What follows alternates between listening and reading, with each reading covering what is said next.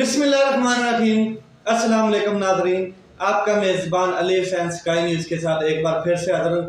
بڑی اہم ترین ڈیولپمنٹ پاکستان کی سیاسی صورتحال اور پاکستان کی معاشی صورتحال جو ہے وہ دن بدن ایسی ہوتی جا رہی ہے کہ عوام کا جینا محال ہو گیا ہے۔ اب آپ اندازہ لگا لیں کہ میں 2-3 ویلاگز میں یہ بات کر چکا ہوں کہ آنے والے یہ 2-3 دنوں میں ایک مہنگائی کا ایسا سپیل آنے والا ہے کہ جو عوام کی کمر توڑ دے گا، اور اس کا نتیجہ، اس کا کیا کہتے ہیں، جو پہلا سٹیپ ہے وہ آج رکھ دیا گیا ہے اسحاق ڈار صاحب کی جانب سے کہ 35 روپے کیا کہتے ہیں پیٹرول ڈیزل کو بڑھا دیا گیا ہے۔ 2 دن پہلے پیٹرول اور ڈیزل پاکستان میں کہیں مل ہی نہیں رہا تھا۔ جس پمپ پر جا رہے تھے لوگ لائنیں ہی لائنیں لگی ہوئی تھی، بلکہ بیشتر پمپ جو تھے وہ بند تھے۔ وجہ کیا تھی کہ ایک رومر پھیلا ہوا تھا کہ 80 سے 90 روپے پیٹرول جو ہے وہ بڑھنے جا رہا ہے، جس کی وجہ سے جو پیٹرول پمپ کے مالکان تھے انہوں نے کیا کیا کہ پیٹرول پمپ کو بند کر دیا تاکہ ہم منافع کے ساتھ پیٹرول بیچیں۔ تو پھر وزارت خزانہ کی جانب سے آج اس کے اوپر 35 روپے کیا کہتے ہیں ڈیزل اور پیٹرول کے اوپر، پھر مٹی کا تیل ہے اس کے اوپر بھی 18 روپے اور اس طرح بڑھا دیا گیا ہے تمام کا تمام پورے پاکستان میں، اور اس کا اطلاق جو ہے وہ فوری کیا گیا ہے۔ کیونکہ میں آپ کو ایک اور چیز بتا دوں کہ پاکستان کی جو IMF کے ساتھ ڈیل ہے وہ بڑی لرزہ خیز حالت میں لٹکی پڑی ہے۔ آپ اندازہ لگا لیں کہ آگے ہفتے 1-2 میں IMF کی ٹیم پاکستان کا دورہ کرنے جا رہی ہے، اور جیسے ہی IMF کی ٹیم جو پاکستان کا دورہ کرے گی تو 100% اس میں یقین کے ساتھ میں آپ کو کہہ سکتا ہوں کہ دوبارہ اتنا زبردست قسم کی مہنگائی آئے گی جس میں پیٹرول بھی دوبارہ کیا کہتے ہیں اس کو مہنگا کیا جائے گا، ڈیزل کو بھی، اور ایک اور چیز بجلی اور گیس، اس کو بہت زیادہ مہنگا کیا جائے گا۔ اس کے اوپر بھی نئی یونٹس کیا کہتے ہیں لگائے جائیں گے پر پرائس کے حساب سے۔ تو یہ ایک جو چیلنج ہے یہ PDM کے سر پر ہے، اور جو اسحاق ڈار صاحب کو لایا گیا تھا ڈالر کم کرنے کے لیے، وہ خود پاکستان کی معیشت کو اس طرف لے کے جا رہے ہیں جہاں پہ کنٹرولیبل نہیں ہوگی، بعد میں کسی سے کنٹرول نہیں ہو پائے گی۔ جو طاقتور حلقے ہیں، جو اسٹیبلشمنٹ ہے، وہ اسحاق ڈار کے سر ہوئی پڑی ہے۔ انہوں نے واضح کہہ دیا کہ بھیا جی میاں صاحب آپ یہ کیا کر رہے ہیں؟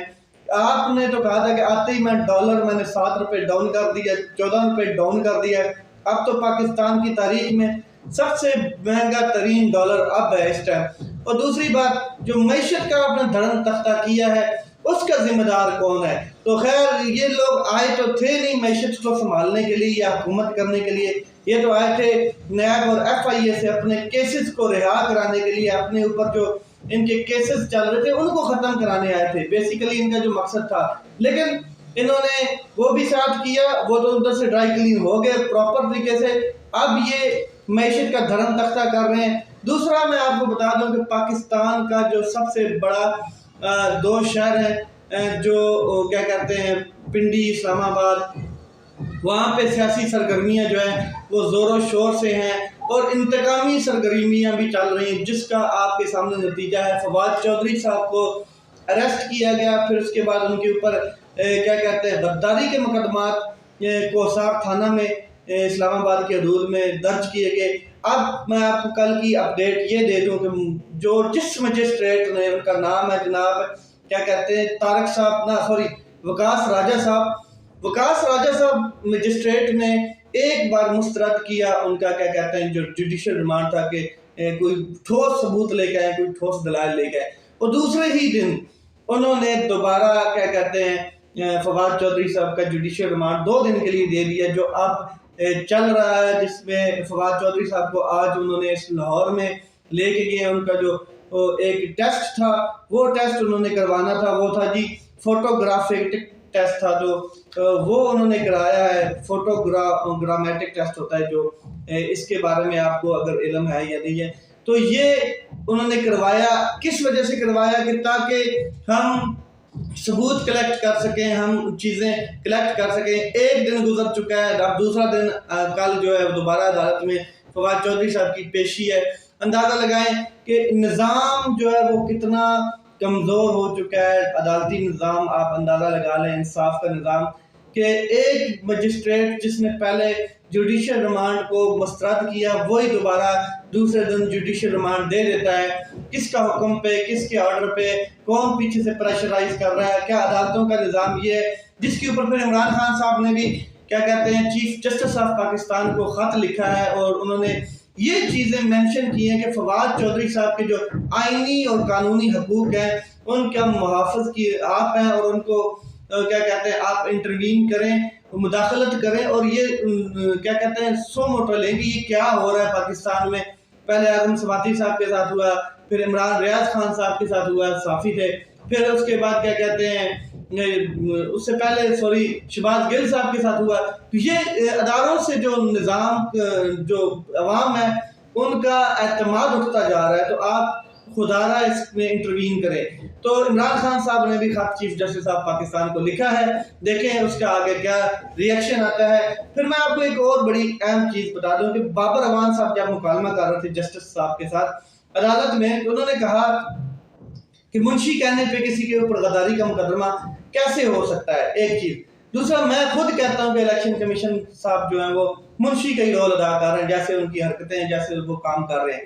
تیسرا یہ دیکھیں کہ سوشل میڈیا بھر گیا ہے, فیس بک, ٹک ٹاک, ہر جگہ پہ اب منشی منشی منشی جسٹ منشی کی آواز کریٹ ہو چکی ہے. تو یہ کیا اداروں کی توہین نہیں ہے؟ اب آپ سب کے اوپر, پورے پاکستان کے اوپر مقدمے درج کریں گے, آپ پورے پاکستان کے اوپر غداری کا مقدمہ تو نہیں درج کر سکتے کہ ٹک ٹاکرز, فیس بک میڈیا پر جو لوگ ہیں, یوٹیوبرز ہیں, سارے کے سارے اسی منشی کے رٹے میں آ چکے ہیں. تو یہ چیزیں نہیں ہونی چاہیے, یہ سیاسی انتقامی کاروائیاں ہیں, ان کو کلوز ہونا چاہیے ہر صورت میں.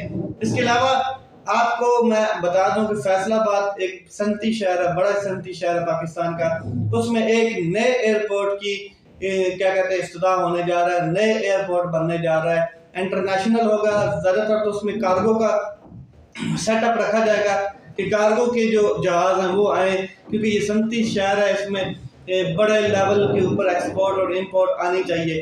تو اس کے علاوہ اس میں مسافروں والا بھی شیڈول جاری ہوگا وہ آئندہ وقت کے ساتھ ساتھ. تو یہاں پہ جو زمین خریدی جا رہی ہے وہ تقریباً سائیاں والے کے قریب پروجیکٹ کا کیا کہتے ہیں افتتاح ہونے جا رہا ہے, جس میں جو فیصل آباد کی انتظامیہ ہو گئی, جو پنجاب کی انتظامیہ ہے وہ ان ایکشن ہے. تو یہ ایک اور مطلب کہ ڈیولپمنٹ ہونے جا رہی ہے پاکستان کے اندر, خاص کر کے فیصل آباد جو صنعتی شہر ہے. مگر کیا ہوگا کہ اب جو مہنگائی کا سپیل آنے والا ہے اس سے کیسے آپ لوگوں کو بچا پائیں گے؟ اتنی مہنگائی جو آپ پیٹرول اور ڈیزل کے بعد ہوگی, اور پھر آئی ایم ایف آگے آنے جا رہا ہے, آئی ایم ایف کی ڈیل کے اوپر کام ہونے جا رہا ہے, اور وہ تو پھر لتھاڑ کے رکھ دے گا قوم کو. تو یہ چیزیں تھی جو میں نے آپ کے ساتھ شیئر کی. مزید انشاءاللہ جلد میں آپ کے ساتھ چیزیں کچھ نئی اپڈیٹس کے ساتھ حاضر ہوتا ہوں. اپنا خیال رکھیں, اپنے بھائی کے اس چینل کا خیال رکھیں. پاکستان زندہ باد.